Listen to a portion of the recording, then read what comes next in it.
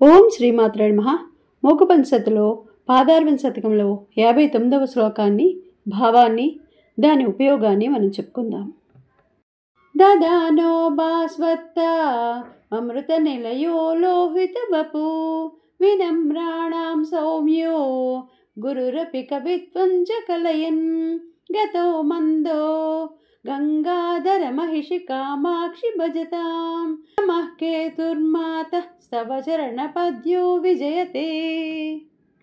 గంగాధరుడి భార్యవైన కామాక్షి, నీ దివ్య పాదాల జంట నీకు నమస్కారం చేసేవారి, నిన్ను భక్తిగా సేవించేవారి కష్టాలను పోగొడుతుంది.